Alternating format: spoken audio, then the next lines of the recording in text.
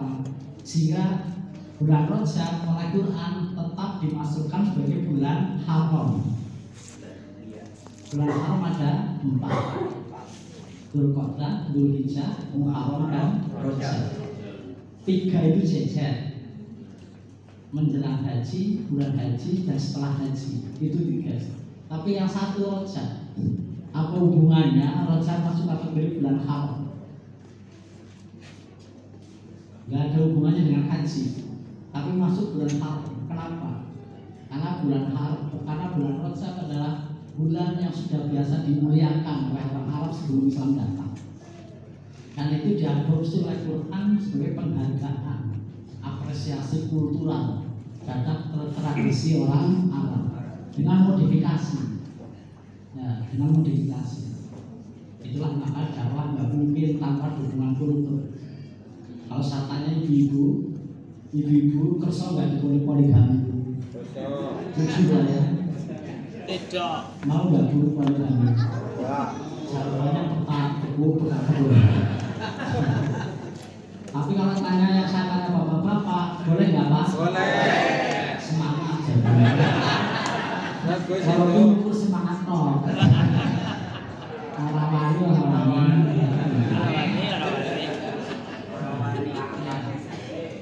kalau hubungannya syariah kurang apa? Boleh poligami. Iya, gue.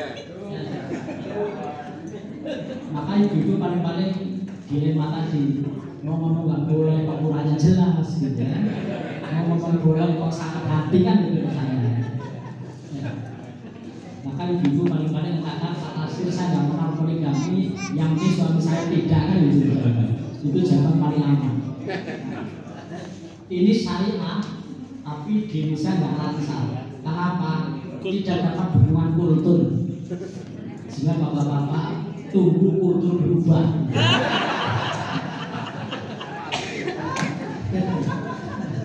Tunggu kultur berubah. Tapi ibu pintar jaga kultur itu. Jaga kultur itu. Jadi hanya persoalan kultur, bukan masalah boleh dan tidak boleh. Tapi di Arab ayat ini kan lancar. Kenapa? Sudah menjadi kultur. Ya. Maka lancar. Kalau turun di Cilacap, langsung Indonesia langsung protes. Ya. Kenapa? Bukan kulturnya.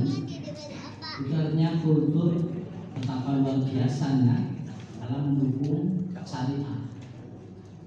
Maka menurut saya kan kalau dalam kaidah fikih kan ada menyebut nama wujatil maslahat paham hukumullah itu yang dipakai lain itu. Ya.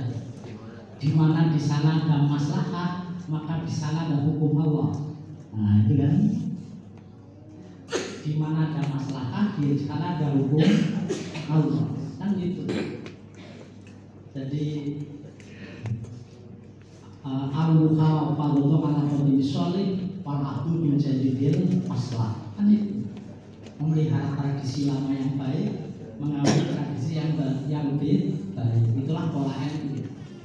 Jika kita pahami model-model agama itu ada 3. Kita Muhammadnya masuk yang mana ya?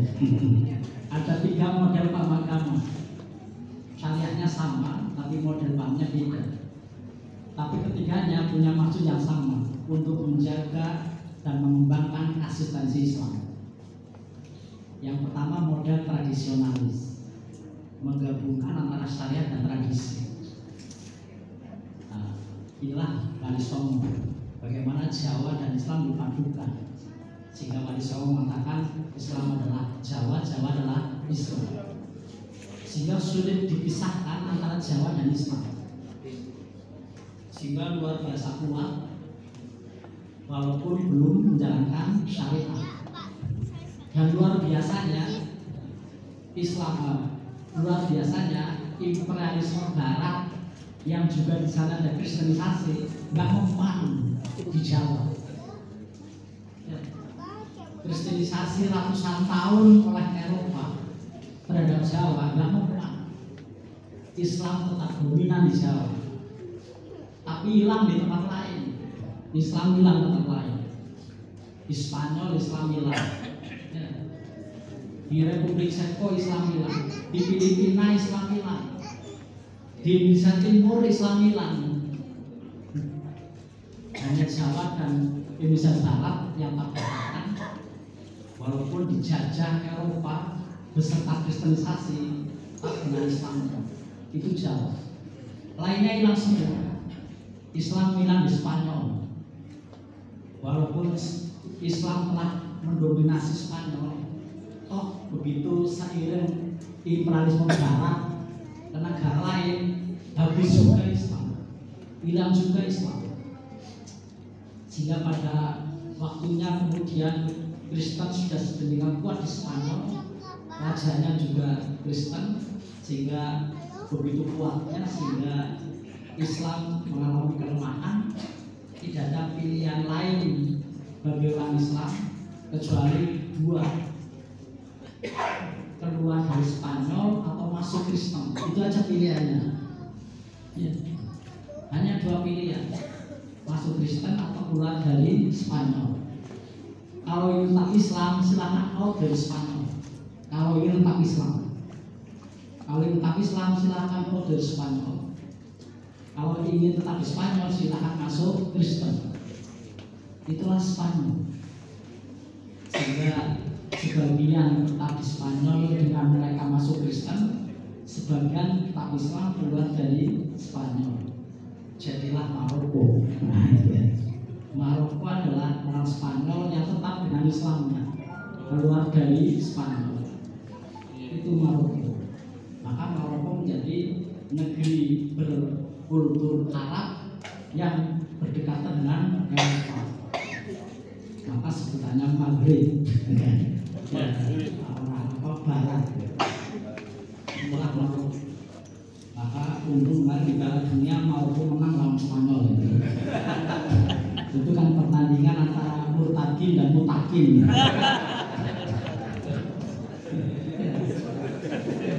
Murtadin lawan Mutakin. Itulah Spanyol. Maka kalau kita lihat orang-orang Spanyol itu kan cenderung seperti wajah Allah, brewok-brewok gitu. Kenapa? Memang aslinya orang Arab yang mengembangkan Islam di Spanyol. 8 abad Islam di Spanyol hilang juga dengan imperialisme Barat di Spanyol. Kenapa? Karena kegagalan juru dakwah Arab di Spanyol yang menyatukan dengan kultur Spanyol. Yang berhasil adalah Kristen. Kristen mampu menyatukan antara Kristen dan tradisi Spanyol atau bangsa Eropa, sehingga Eropa adalah Kristen, Kristen adalah Eropa. Dan sementara manusia tapi berhasil di Jawa, sehingga Jawa 8 abad dijajah, 350 tahun oleh Belanda kata sejarah, tapi Islam nggak bergeming. Walaupun tetap ada satu dua yang berhasil masuk Kristen. Walaupun kita sedih juga ketika POC dengan misi sendingnya untuk kristenisasi tanah Jawa. Ketika para misionaris Belanda mendakwahkan kristenisasi di Jawa, itu hanya berapa gelintir yang bisa diajak masuk Kristen dari orang Jawa. Tapi kemudian kristenisasi menjadi sebuah yang fenomenal. Beberapa orang Jawa masuk Kristen secara massal. Apa kuncinya? Kuncinya setelah Belanda mampu mengajak masuk Kristen seorang kiai namanya Kiai Sadra. Jadi yang Kristen tanah Jawa orang Jawa sendiri, bukan misi sending Belanda. Namanya Kiai Sadra. Kiai Sadra ini orang keraton, orang pesantren yang kemudian masuk Kristen, kemudian jadi penginjil. Nah, jadi orang pesantren kiai bisa murtad. Jadi kiai ustaz itu tetap bisa murtad. Apalagi bapak ibu pengajian bisa mesti kan? Ya. Kiai Sadra. Dan itulah kemudian jejak-jejak Kiai Sadra sampai sekarang menjadi pusat kekuatan Kristen di Jawa. Yaitu Ambarawa Salatiga, dari Ambarawa Salatiga kemudian Temanggung sebagian Purworejo. Nah, itulah jejak-jejak kristenisasi Kiai Sadra di tanah Jawa.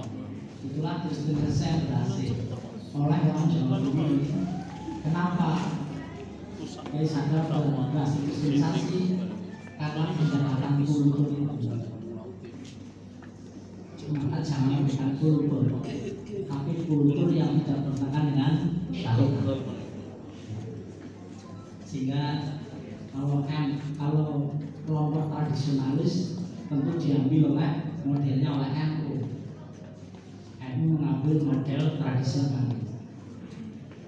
Itulah model agama yang pertama, kelompok tradisionalis dengan prinsip kaidah fikih al-muhafadzah al-qatul sholih walahu menjadi di aslah, memelihara tradisi lama yang baik dan mengambil tradisi baru yang lebih baik. Ini strateginya. Kalau orang Jawa kemudian dipisahkan sama sekali dari kultur, tidak mau. Maka kalau sama yang penting mereka masuk Islam dulu. Akan diadukan Islam dan Jawa. Sehingga dengan cara ini memang dia paham yang sangat kuat dan mengikat. Itulah NU. Sehingga di beberapa tempat di sana Kaliwungu itu kalau ditanya apa agamanya NU, lupa kalau agamanya Islam. Saking akarnya, saking akarnya. Dan dijalurkan Jawa dibelah jadi dua, jalur kiai dan jalur priayi. Jalur kiai itu Pantura, itu jalur kiai. Mulai dari kalau Jawa Tengah mulai dari Rembang sampai Cirebon itu semuanya jalur wali. Wali ada di sana. Selatan itu jalur priayi. Mulai dari Jogja sampai Cilacap. Itu jalur priayi. Maka nyari kiai di sini susah. Adanya priayi. Jenderal-jenderal pejabat di sini semua. Nyari jenderal nggak bakal dapat di Pantura. Nyari jenderal nggak bakal dapat di Rembang, Demak, nggak bakal dapat saudara. Nggak ada jenderal di sana. Semua jenderal ada di Jogja, Kebumen, Cilacap, Banyumas. Itu semua jenderal. Jadi jalur kiai, jalur kiai. Jadi kiai wali semuanya di Pantura. Gitu ya. Semua di Pantura, jalur kiai, jalur wali. Tapi jenderal, pejabat, menteri semuanya di sana. Walaupun kalau sekarang sudah berubah petanya. Itulah kenapa jalur priayi, jalur kiai itu paham agama sebenarnya kuat. Maka susah ditembus paham-paham baru. Sehingga MTA, LDI, Salafi itu hampir nggak bisa tumbuh di Demak, Rembang. Karena tadi ditanya apa agamanya NU, lupa kalau agamanya Islam. Sehingga paham baru pun susah tumbuh. Nah, paham baru muncul semuanya di jalur kiai, terutama Solo. Ya, maka LDI, Salafi, kemudian MTA, semua di Solo. Ya, semua di Solo. Kenapa? Karena jalur kiai belum punya landasan yang kokoh tentang paham agama, sehingga masih mudah goyah. Kemudian Muhammadiyah masuk, tetap aja Muhammadiyah masih belum sepenuhnya mampu sebagaimana kelompok tradisionalis yang pahamnya begitu kuat, tapi di kelompok ini masih mudah goyah. Maka paham baru semuanya muncul di kantong-kantong Muhammadiyah. Kenapa? Belum sekuat kelompok tradisional. Nah, ini model yang pertama, jadi kelompok tradisionalis yang disukai tapi tidak. Dan mereka juga mengaku sebagai kelompok kaum salaf. Maka kalau kita datang ke pondok pesantren NU selalu pondok pesantren salafiyah. Anda apa? Mengikut ajaran para salafus saleh. Tapi begitu sampai ke pondok yang lain yang baru jadi bangun, namanya pondok Salafi. Satu Salafiyah, satu Salafi. Yang satu anti haul, yang satu suka haul. Sama-sama pengikut salaf ya. Yang satu anti tahlilan, yang satu suka tahlilan. Sama-sama salaf. Pertanyaannya, siapa yang salah sesungguhnya? Nanti dikaji oleh dari Habib lah ya. Siapa sebenarnya yang salah? Jelas ngaku sama-sama salah, tapi kontras satu suka tahlilan, yang satu anti tahlilan. Kalau ini dibahas khusus itu, apa bedanya salafiyah dengan salafi? Sama-sama mengikut para salafus sholih. Maka siapa sebenarnya yang salah? Lalu siapa salah? Ya, salah karena terdahulu, mengikuti ulama terdahulu. Sama-sama ikut ulama terdahulu. Pertanyaannya, siapa ulama terdahulu? Ya. Siapa ulama terdahulu? Begitu diikuti oleh umat Islam, satu suka tahlilan, yang satu anti tahlilan. Sama-sama pengikut ulama salaf. Tetapi nanti pengajian tersendiri kali ini ya. Kalau di sini sama dengan kuliah 3 semester loh.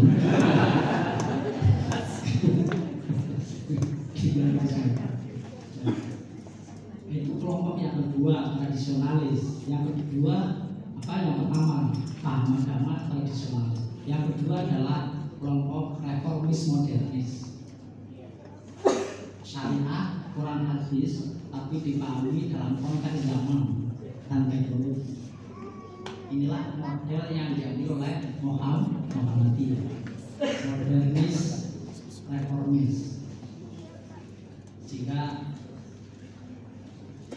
Quran, hadis, tapi dipahami dalam konteks perkembangan zaman dengan prinsip al-Islamu sholihun ala kulli zamanin wa makan.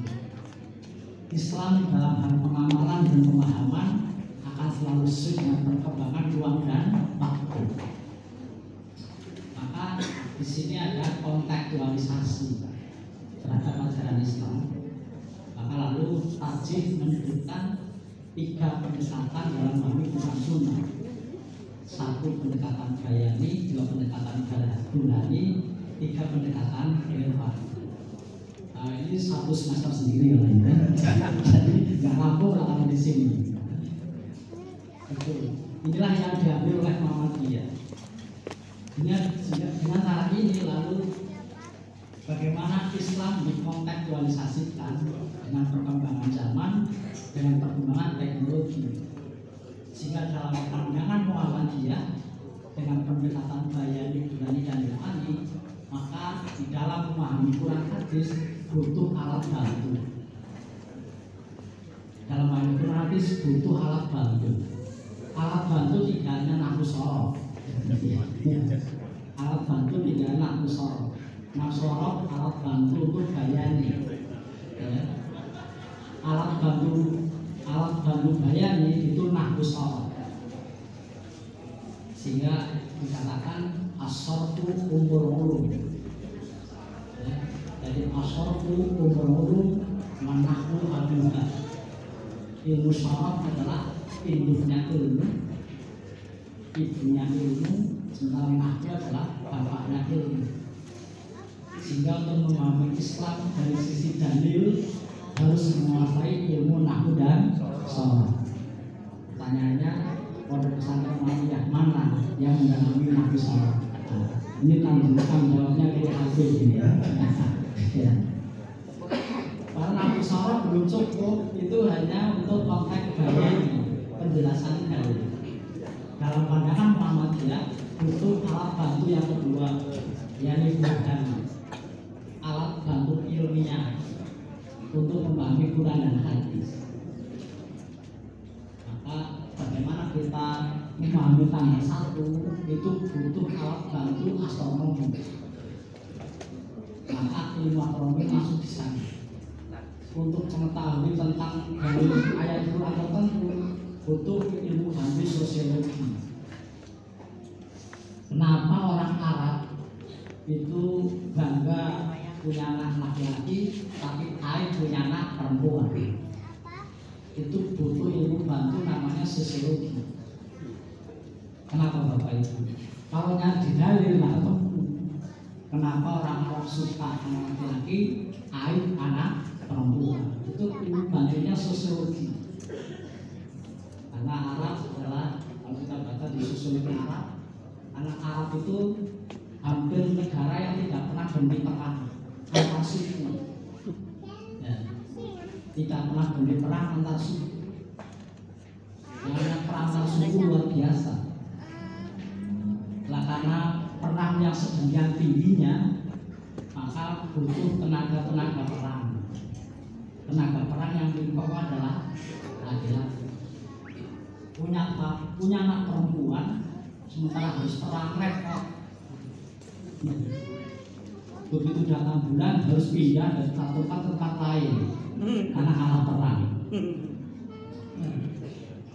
Belum ada pempes waktu itu. Belum ada pempes waktu itu. Sehingga musuh mengambil kita gara-gara darah yang menetes. Dan lebih parah lagi, paling sakit hati ketika seorang gadis diperkosa oleh musuh di hadapan ayahnya karena kalah perang. Ketika kalah perang, anak gadis saya diperkosa oleh musuh yang menang perang di hadapan saya sebagai ayahnya. Sakit hati yang luar biasa. Maka semacam dendam jangan sampai punya anak perempuan. Itu sosiologi untuk bisa menjelaskan tentang ayat kenapa di Arab suka bangga anak laki-laki tapi aib anak perempuan. Saking bangganya kemudian lahir anak laki-laki akikoh 2 ekor, yang perempuan tidak ada sama sekali. Tapi kan kultur ini diabadikan oleh Nabi. Jadi akikoh itu bukan model Islam, tapi sesuatu yang telah berjalan. Diabadikan oleh Nabi akikoh itu. Tapi Nabi jika menghormati kaum perempuan, maka akikoh tidak hanya untuk bayi laki-laki tapi juga perempuan. Luar biasanya Nabi Muhammad di situ mulai mengangkat derajat kaum perempuan. Tapi kok baru satu kan waktu itu kan gitu kan. Dari sama sekali satu kan luar biasa. Nah, bagaimana kalau Nabi sekarang hidup mungkin konkodo gitu. Kalau sekarang Nabi hidup lagi. Itulah ilmu bantu yang dipakai untuk dakwah dalam memahami Quran hadis. Itulah model reformis modernis. Reform artinya memperbarui, modern artinya mengikuti perkembangan zaman dan teknologi. Yang kemudian kita kemas menjadi paham Islam berkembang. Itu model yang kedua. Lalu Muhammadiyah menyebutnya sebagai gerakan tajdid. Dalam identitas Muhammadiyah di anjuran dasar, Muhammadiyah menyebutkan bahwa Muhammadiyah adalah gerakan Islam, dakwah amar ma'ruf nahi munkar dan tajdid. Jadi ada kata tajdid sebagai bentuk reform, pembaharuan. Sementara model yang ketiga adalah model revivalis. Jadi tradisionalis, reformis, kemudian revivalis. Revivalis artinya menghidupkan masa lalu dibawa ke sekarang. Ya. Menghidupkan masa lalu dibawa ke sekarang. Islam kan 15 abad yang lalu. Kita coba hidupkan kembali dengan semboyan Ihya'us Sunnah, menghidupkan sunnah. Dan inilah yang diambil teman-teman Salafi. Jika kalau Nabi pakai jubah juga seperti sekarang pakai jubah, akan gitu. Nabi seperti apa lagi? Mereka ingin detail menghidupkan masa lalu dibawa ke zaman sekarang. Inilah model-model umat Islam dalam menjaga dan menghayati mengamalkan Islamnya. Ada model tradisionalis, model reformis dan model sepenuhnya masing-masing, semuanya ada irisan, gitu ya. Yang tradisionalis ya, kadang-kadang ada sebagian mereka yang reformis ada yang baru radicalis kan, ya semuanya ada irisan. Lalu siapa sebenarnya di antara tiga ini yang paling sunnah, yang paling sesuai dengan syariat? Jawabannya wallahu alam bishawab. Itulah model memahami Islam.